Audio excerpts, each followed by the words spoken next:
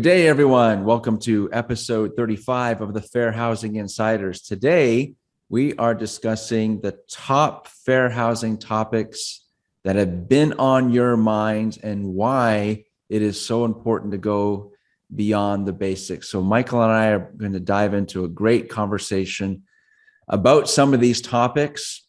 You know, why is there so much more depth to them? Why you need to focus on them? And from the perspective of you may be well versed in fair housing, but why is it so important to continue your education in fair housing? So we've had a lot of feedback from our community, and we take that feedback from you and put that into our education. So we want to thank you for that. So Michael, welcome to the show. Looking forward to this conversation. Jonathan, as always, really great to be here. I'm glad we get to kind of dive into this a little bit because, as you know, getting everybody a foundational training for fair housing is absolutely paramount.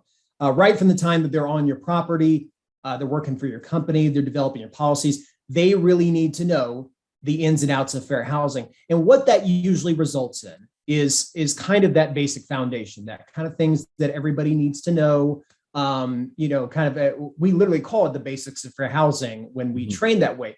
And it is a critical part of the training process. But what you may not know is that there's a lot more to it than that. We talk a lot about ongoing training on this channel and as a company.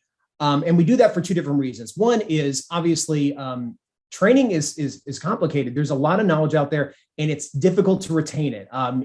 People learn a lot at their jobs. There's a lot of things from sales to customer service to operations, and having anybody to remember just one part of that for their whole career, it's pretty impossible. So you really need that regular training updated. We say at least every 2 years, hopefully annually if you can do it. But there's a second reason that you need to train just more than that initial time and just the basics is because fair housing training is a really, really broad and complicated topic. And while a lot of employees may see that basic training, which is great, there's a lot more to it than that. A lot of problem areas that you may not run into every day, but you're going to run into it many times throughout your career. And if you don't know what to do, it could really cost you, it can cost your company. So I thought today we could take a little bit of time to run through what some of these top areas of concern are, these topics that really just get the best of people, or they just have so many little details and nuances to them that it's difficult for anybody to just know what to do in any one scenario. Yeah. No, I totally agree. And so grateful to be part of this conversation with you. I often think of there's so many things in life that we apply the exact same principle to. We don't ever stop at the basics. It doesn't matter where we're at in our career or even things that we just do in general at home. It's like if you're painting a wall, you don't leave it at that first coat. That would be the basics because there's still more work that needs to be done. There's repair work. There's another coat that may be needed. You can think of it in so many different ways where we don't ever stop at just, well, the basics is good enough. So great, great show today. Looking forward to getting your perspective on some of these deeper topics. So let's focus on a couple of these. Domestic violence. What are the nuances with that particular topic? Obviously, this is a very touchy subject because it drastically affects a lot of people throughout this country and the world. But how to deal with it as a housing provider probably seems even more, bigger than life. It seems too much to tackle for any leasing professional or a management professional. But so I'm just going to ask you a couple questions and just see what comes to mind with how your operations deals with these kind of scenarios. And by the way, some of you may know this topic as VAWA, the Violence Against Women Act, and that does apply to some properties, but the laws protecting victims of domestic violence do apply to all housing providers. So don't think that you're exempt from this just because you're in one type of housing. You are not. So if you have an issue of domestic violence on your property, an incident has occurred and it's obviously caused a ruckus, it's caused a public event, what do you do there? Like a lot of instances with violence, you may think that you would go and evict somebody from the property. So in this case, do you evict them? Can you evict them? Again, this gets really complicated. Another pitfall that a lot of people run into is in the application process, you see that somebody has been evicted from their previous apartment. And in that application process, they tell you that that was because they were a victim of domestic violence. How do you proceed from there? So again, when you go through the basics training, you're probably not going to cover these specific scenarios that really can come up. So again, very complicated. And it needs to be handled with a lot of flexibility, and you have to be very delicate with it. Right. Very good. And I think it serves our students in a way of just being able to take that time, and from a basics perspective, you're just, again, broad brush, but having that opportunity to really just focus on that subject from a student's retention perspective, that's going to make a better impression when there's a bit more time that is spent on that specific topic. So thank you for highlighting some of the key reasons why. So Michael, what about marketing? We know that's another big topic that comes up. That is one of our most popular posts of all time on the website, is about marketing and advertising and phrases to say and not to say. So what are some of the finite items around that topic that people need to focus on? You were absolutely right. This is a big one. Obviously, this affects literally every type of housing provider, because I'd imagine that you are marketing in some form or fashion. If you're not, your business probably isn't going to live that long. And this one trips a lot of people up. So I'm going to ask you a couple of questions. Are you reviewing every single picture that you put up when you advertise your property? It doesn't matter if it's on Twitter or on Facebook or on newspapers or magazines. Who's going through those pictures? What are they looking for? When you write out the descriptions for your property, which I would hope are very glowing, are you looking at the type of language you're using? Are you allowed to use terms like, great for young single professionals? There's even a lot of questions. Are you allowed to use the term? Is it proper to use the term master bedroom? That actually, believe it or not, is coming up a lot. This topic is really raising in popularity because there's a lot of people out there that a lot of fair housing complaints are coming from this. And there are a lot of law firms and fair housing advocacy groups out there that are really pursuing the marketing angle right now. So it's really important that everybody on your property, and especially those that develop your marketing plan, understand what they can and can't do and what the best practices there are. Yeah, very good. I reflect on previous episodes where we talked about this, and by focusing on this topic a little bit more, you'll be able to post more pictures than just the pool. You'll have opportunities when you're properly educated on fair housing and the necessity of diversity when it comes to that subject. Thank you, Michael. So our third topic today we wanted to dive into is criminal history screening. So what are some of the finite reasons why that should be a focus for our viewers today?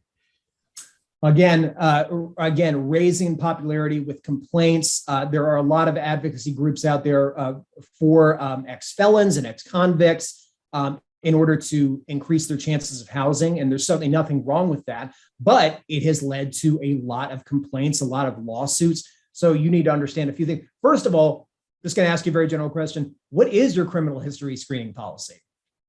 Because if you're a leasing agent, you probably don't know that well. It may be a little bit beyond you. That's okay. Some people use third-party screening companies, so it's not like you necessarily need to know every single policy if that is the case. But are you liable if your criminal history screening company is not following the law? Is that on them or is that on you? I'm going to ask you another. If somebody calls you and lets you know that they are a felon, or lets you know that they have done something that you believe probably will get flagged by your criminal history screening policies, what do you tell them? Do you go in depth? Do you discourage them? Do you say, hey, don't worry about it? How do you proceed there? So again, this is a really delicate topic because you're dealing with every scenario is going to be really different. And how do you incorporate your policies and procedures into each independent scenario is really difficult. So again, I can't impress upon you enough that you really need to understand the ins and outs of this topic, because it's going to come up more and more as the years go by. Right. Very good. Very good. So, and I was thinking too, with those are questions that you're asking. I'm in the audience, I'm listening to this. If I'm struggling to come up with the answers to any of them, you may need an advanced fair housing course. Yeah. Okay. Another big topic and a very delicate one also, sexual harassment prevention. Why should that be a focus for our viewers? Now, this is a little bit different than probably what you're thinking. I feel like a lot of companies, both in housing management and not in every other industry, put a premium on sexual harassment in the workplace training and sexual harassment prevention in the workplace. And that's great. That needs to be a part of the training. What housing management may fail to do is see sexual harassment and prevention as it pertains between employees and residents or potential applicants and guests. That's where the training sometimes falls short. So again, some questions for you are, what are your basic sexual harassment policies? What do you do if a maintenance employee needs to go into an apartment and there's only a child present? What's your policy there? What is your policy on employees dating or having any romantic encounters with residents? What about becoming close friends and being able to go to parties and social gatherings with residents? All of these things actually play an intricate part in your sexual harassment and prevention policies and to the fundamental operations of your company. And again, if you're an employee or a manager or even further up the chain and you don't know concrete answers to this, there's trouble waiting for you on the other end of this. So again, you have to kind of dive in here. This is a training problem, but this is also a policy problem. Everybody in your company needs to be on the exact same page with this one. Yeah. And fundamentally, this is why you want to address it, not out of fear of reprisal. We know there's a ton of civil issues and social issues that are continuing to be out there, and for very good reason. But we don't want to be reactive as a property management company. So by taking the time, focusing on this particular topic as well, making sure our team is trained, then you're building that culture Absolutely. along with the training, right? Yeah. Absolutely. Very good. Okay. So our fifth and final one, and from a topic standpoint, boy, Michael, man, we get a ton of questions on our social media channels about emotional support animals and service animals. So what are some nuances or finite items in regard to this topic that you feel should be a focus for all property management professionals? So we finally come to the holy grail of fair housing training, emotional support animals. I think a lot of people have lost years off their lives and probably hair off the top of their heads over this topic. Because again, like what we've been talking about, the number of complaints and issues, or even just the requests for an emotional support animal have grown exponentially in the past 10 years. And whereas maybe 5-10 years ago, you only heard about, bigger, huge properties with giant portfolios having to really deal with it. Now, every single housing property, from single family rentals that just, a landlord owns one property, all the way to a portfolio of, 10,000 properties across the country, everybody has to deal with it. Yeah. So the idea is, you get to our questions again. What do you do about somebody that's applying for an emotional support animal and this animal is over your weight limit? What are your species restrictions for animals on your property? What kind of certification do you need to accept in order to go ahead with the reasonable accommodation and certify that this is an emotional support animal for that? Again, if you don't know the answers to these questions, I got to say you're already really far behind. It's okay to be frustrated about this topic. This is not an easy one for anyone, but it is a big target of discrepancy, discussion, and unfortunately, a lot of fair housing complaints and lawsuits. So I'm glad we get to talk about it today. Yeah. The reason that we are really diving into these topics, like I said, is because they're difficult, they're complicated, and we don't expect everybody to just know this stuff. None of this is really intuitive. It's not easy. It's not common sense, and that's okay. But that is exactly why this channel exists. So I'm going to give you two things, because I know I pose a lot of questions and you're probably like, well, where are the answers? And don't worry, we're not going to leave you high and dry. So there are two things that you can do to help yourself. And the first off is being on this channel. We've actually talked about some of these topics in previous videos. We go into the depth that we can in any one video. Again, they're really complicated, but so go back and watch those videos.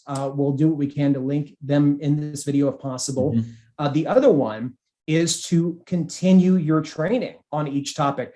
We are actually working right now on an advanced fair housing course. It is going to encompass all of these topics. We're going to have modules on each one, and the whole course will be available for purchase. And then we'll have modules on each individual topic, so that if you decide that you just want to look at one topic and the others, you're already well trained enough, you don't need to go back over it again. That's perfectly fine. The idea is, even if you can't train with us, even if you can't join us on YouTube, I really want to encourage you and your company to get on the same page on these topics, dive in deeper, and continue that training for your fair housing focus. Yeah, absolutely. I love it. Yeah. And even for people who may be watching this video after the release of that course, we want you to take these questions seriously. And if you can't answer them, I often look at myself as two roles on this show. One, I'm a host, but two, I'm a student. And every time we put one of these shows together, Michael, I learn so much from you, Leslie, Kathy, other guests that we've had. So it's been an amazing resource for our community, and so grateful to our community for your feedback and your appreciation for it. So yeah, definitely check that out. There'll be links in the show notes to some previous videos and links to the site for this new course that is being released. And you'll be able to get more information about that there. So thank you, Michael, for your time. Wow. I don't know how long this is. We'll see after we're done recording, but that's a lot of content in just a few minutes to chat about when it comes to these top topics that are in fair housing and why we need to focus on them. So thank you for your time today. Happy training, everyone. Yeah. We'll see everyone soon. Please remember to give us a thumbs up, subscribe to the channel, share it with your community, use this for training for your team, and give us your feedback. We love, love, love your comments. We appreciate it so much. It's such an encouragement to us. We hear from you often that you're using this and it's benefiting your team, just this YouTube channel. So thank you for your support of this channel. We'll see everyone next time. Take care, everyone.